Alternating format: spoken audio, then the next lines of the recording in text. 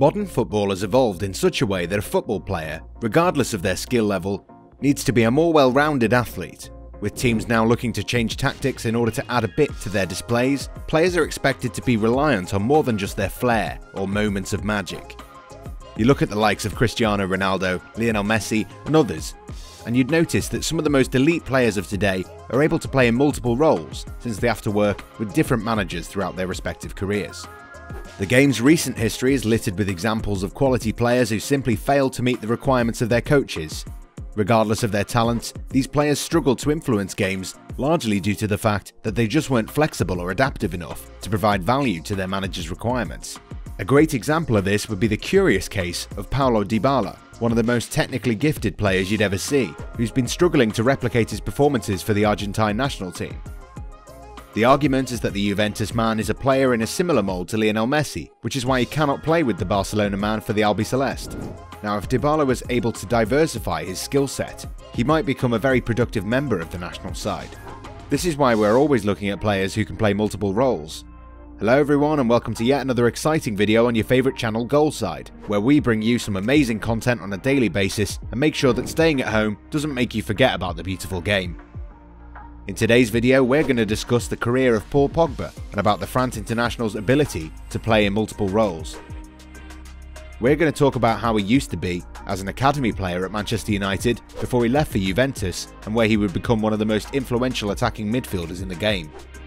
We're also going to discuss Pogba's return to Manchester United, where he was expected to set the world on fire with his displays. Things didn't work out perfectly, but Pogba still played a big role in helping France win their second World Cup. Since it's an eternal topic of discussion, we're also going to talk about how talks about Pogba's future have affected his performances and how he might perform if he's to leave for Real Madrid or return to Juventus. As always, please remember to subscribe to our channel, like this video and share it with your friends who feel that Pogba isn't a great player. Maybe what we're about to show you might make them believe. The early days. While not a lot of people talk about it, Pogba's first introduction to English football wasn't very easy. Plucked from Le Havre in 2009, the French club said that Manchester United's approach was illegal and unethical to begin with. Things had reached a point where the Red Devils threatened to sue the French minnows before the whole issue was sorted out outside court.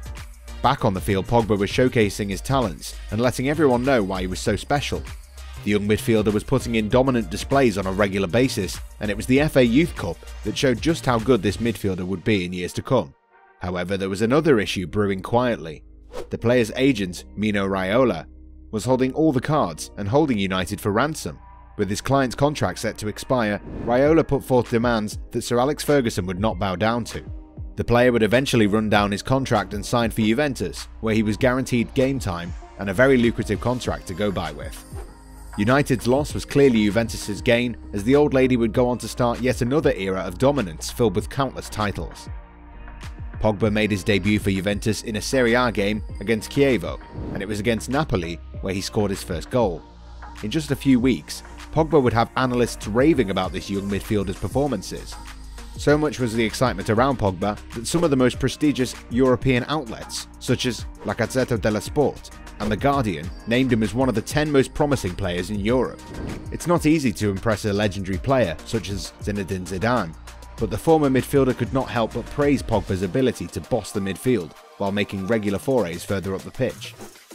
At Juventus, Pogba was deployed as a number 10 and given a lot of freedom to play further up the pitch, where he was expected to link up with Carlos Tevez and Alvaro Morata, with the likes of Andrea Pirlo, Arturo Vidal and Claudio Marchisio taking up more responsibility to help out the defence. That was perhaps the best role for a player who has a lot of energy and ability to add more bite to the front line. That Juventus squad was a frightening prospect, and Pogba thrived. This was also the same position where the Frenchman put in some of his most consistent performances to date. Allegri clearly saw Pogba's potential and realised that in order to make full use of his talents, he needed to place the precocious talent in a position where he wasn't bogged down by the additional responsibility of helping out the defence. This freedom resulted in us seeing an all-action midfielder whose excellent dribbling and attacking traits would help the Italian giants to multiple league titles. However, it was all to change soon. The prodigal son returns. In August 2016, #Pogback was the #1 trend around the world, after Manchester United agreed a record-breaking £89.3 million deal for the French international to return to Old Trafford. And this, ladies and gentlemen, is where our story actually begins. Now at Juventus, Pogba was given the licence to run forward without any shackles holding him back. Allegri didn't want his young star to be hampered by things that other teammates could do. At United, however, it was going to be different. The summer Pogba joined, Manchester United also made a move for Zlatan Ibrahimovic. These two moves were expected to propel the club towards success that hadn't been anywhere in sight once Sir Alex Ferguson had retired. But playing under Jose Mourinho was always going to present a challenge Pogba had never faced in his career before. The midfielder would be expected to play multiple roles for a manager who's renowned for being defensive and too astute at times. Clearly, this was going to create a lot of friction. Pogba was expected to carry the club's weak midfield on his own, while also adding more creativity and bite at the same time. And while the latter part was always going to come naturally, the burden of playing as a deep-lying playmaker started affecting his performances.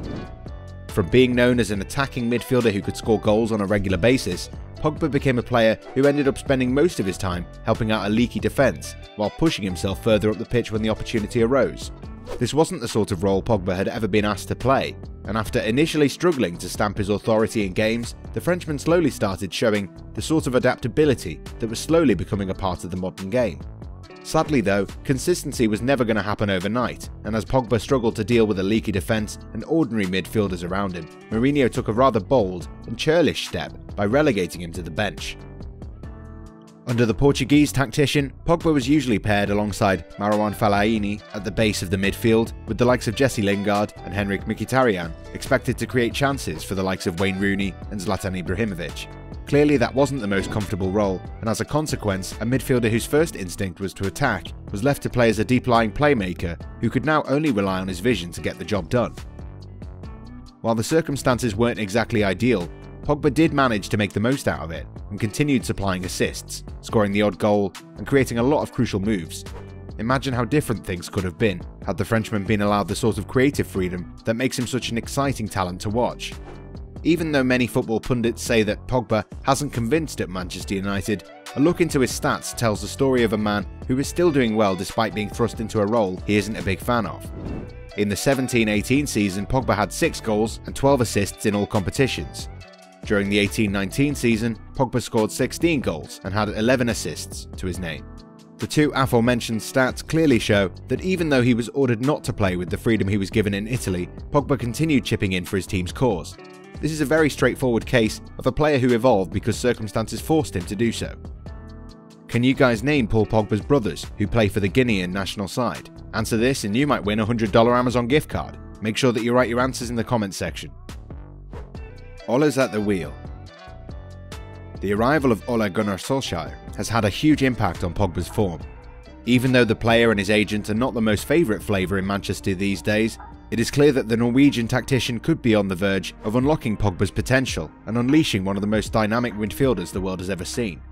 Before Mourinho was given the sack, Pogba had only scored 3 goals, but under the former striker, the World Cup winner's presence became more obvious as he was now being asked to sit closer to the likes of Romelu Lukaku and Marcus Rashford, with Fred and Scott McTominay offering him protection in the middle of the park.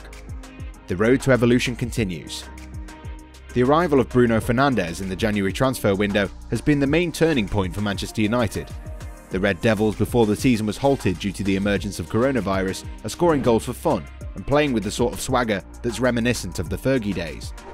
The Portuguese midfielder's arrival is going to have long-term effects, and one of the main beneficiaries from this would be Paul Pogba.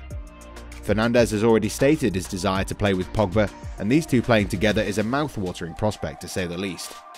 We're talking about two talented midfielders who are great at scoring goals, providing some amazing passes and instigating moves through their vision.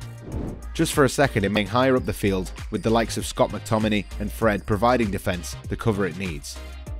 Is this going to be the next phase of Pogba's evolution? The Frenchman has already shown with the national side that he needs freedom to do well, and even though he's been given more responsibility by Didier Deschamps as he matured, the midfielder is clearly one of those players who are adapting to a rapidly changing football environment. This was our take on the evolution of Paul Pogba from a talented academy player at Manchester United to one of the most talented midfielders of our generation. At the age of 27, the France international is continuing to develop into a fearsome attacking midfielder and is quite a leader on the pitch as well. Let us know what position you think Pogba's best in the comments section.